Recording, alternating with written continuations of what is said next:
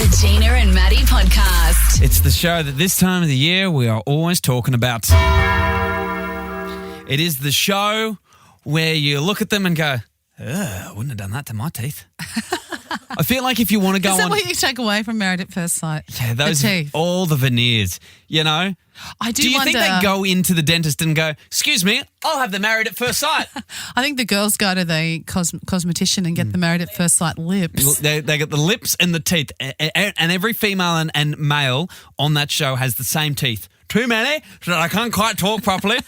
Everyone's blindsided because they can't talk properly. I was flabbergasted and blindsided. And there's too many teeth, and as soon as they smile, it's like, whoa. Very bright, very white. With the studio lights on them, it's like, it's a high beam. And apparently there's lots of them were previously on other shows like that, you know, like, I don't know, Love Island and all those kinds of things. And they're coming back for another go at Fame. Sierra, who has got married, was on The Bachelor. The Bachelor, Jimmy's yes. season. Yes, and she was very loud and outspoken on that series, but she seems a bit more reserved this time, so I don't know how she's kind of going to play it. Well, she might be taking this one a bit more seriously. But I love, it's one of those shows I really do enjoy. My husband, Rod, hates it. He's like, no, you can go to the bedroom. Don't put me through it. Don't put me through it. Yeah, one of those ones closes his eyes when watching it, but really has just one eye on it. No, not like you. He's not interested one bit. But I wanted to bring this up, Coasties. Something's happened that I absolutely don't approve of. Katie and Tim got married night before last night, and he instantly disapproved of her just because of the way she looks, like straight away. It's been a bit controversial. Have a listen to what he said to the producers. Totally not what I wanted. Not good. I normally go just short, petite, blonde or brunette. Like Katie's, nothing what normally I'd go for. Just no attraction. There's nothing there. And I can tell straight away, and it's just sort of like... You don't even know her yet. I know, but if there's just nothing there, what do you do? Oh, I'm shattered. I was just like, as soon as I was up there, I was like, it's disappointing. So they had a super awkward photo shoot as well, because often when they get to the photo shoot, it's the first time they get to talk and get to know each other, and he was just had his hands behind his back. And for those that don't know or haven't seen this show, Katie, I would say, is a more curvy woman with red hair.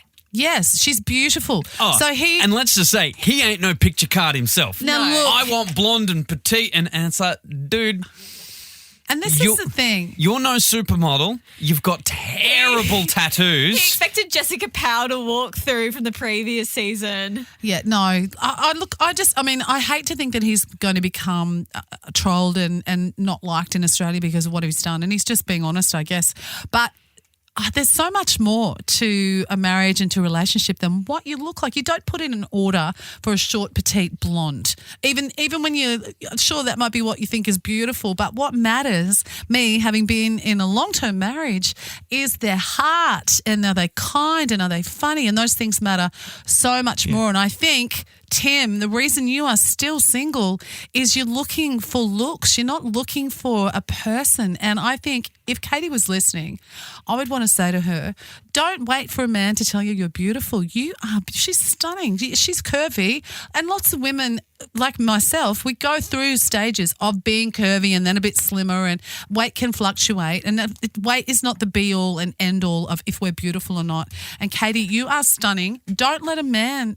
if I was her, I would run for the hills. She's been so patient with him. She's been kind of giving him excuses. I would run for the hills. He's going to have trouble if that's what he thinks love is what you look like. He's wrong. Though you said something off air, didn't you, CJ? I did. That sometimes, I think this is a little bit of a controversial take and could get me in trouble, but I feel like I'm in the minority where I think that if I was an expert matching them together, even though Tim's nothing special, I would just know that they wouldn't be a good pairing, and I could tell that Katie wouldn't be his type. You'd be a terrible producer on that show. I think that's exactly why they did it. I know, but that's just my opinion. It's like he put in an order at Macca's for his cheeseburger and no pickle, and now he's standing there like a disgruntled customer because he didn't get what he wanted. I know, and it's not okay. Give her a chance. Like, he's been so rude to her. She's tried and tried. She's been really lovely, and he's just been a pain in the bum. Honestly, I don't want to lay any hate on him really, because he's going to cop a lot. But love is so much more than that, dude. Like, come on. Well, his Instagram's already been knocked off. I just checked the MAFS website and MAFS Instagram. MAFS follows all the contestants except for Tim, who doesn't even have one. Completely shut off. Yeah, he's gone to ground. He's refusing to do any interviews as well. Yeah, I'm not surprised. He should have had a think about it. And it was interesting because we got to talk to John Aiken last week before the show went to air. And I said to him, are the people that come on this show basically people who aren't very good at relationships, and that's why they're not already in a nice relationship? And he said exactly, and they're often looking for the wrong thing and they just keep making the same mistakes. Well, Tim, maybe you keep making the same mistake again and again and look for a heart. You're right, Gina. They are looking for the wrong thing. This is supposed to be a show about love and they're looking to grow their Instagram followers. A lot of them are doing that. Obviously Tim isn't now if he's turned his off. Yeah. But yeah, look, Coasties, do you feel as passionately about this as I do, or are you more on CJ's side where she's like, well, you said off air that maybe he did turn around and there was no way in hell that he would have chosen her if they met at a pub I think or so. whatever. I think it's easy to tell sometimes by the way, it sounds awful by the way someone looks that you wouldn't really find something romantic with them. But, never say never. I think at your age, CJ, it's okay when you're young, very young, to go, okay, my type is blonde and blue eyes and petite. That's my type. But as you get older and you go through life, you're surely going to realise your type has to change as you get older. I think a lady called in a few weeks ago when we had the psychic Kay on, and Kay said maybe you need to change what your wish list is. And I think that Tim needs to maybe have change. a wish list and see what the chemistry is. I think you can have a wish list, but when you're in your 20s, your wish list might be the best looking person. But in your 30s and 40s, your wish list should be, hey, someone who's got a good career and makes money. Don't put that first, but you would want someone who doesn't live with their mum, who's got a really good career. Digger, Gina. But someone who makes you laugh and someone who's kind and, have a bit of a dig and give him a go, give her a go.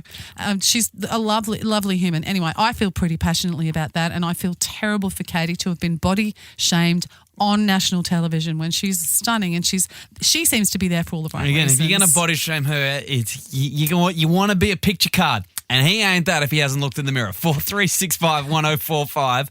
What are your thoughts on it all with MAFS? I think sometimes they think their behaviour is totally fine. They don't actually see that they're wrong, and then all of a sudden, when they're like that on camera, they go, oh. So this is why they sign up for MAFS. Because they go, I'm fine, I'm normal, no one's going to, I'm the nice guy. Yeah. And they don't have any self-awareness of how horrible they are. No. That's why they go on the show. That's why a producer loves them. Yes. And then they go, hey, I wanted the petite little one. And maybe when they leave, they go, oh, actually, hi, I'm the problem, it's me. And they might learn from it. Hopefully they learn from it and find a relationship Judging by afterwards. past seasons, nope. The Gina and Maddie Podcast. For more great comedy shows like this, head to novapodcast.com.au.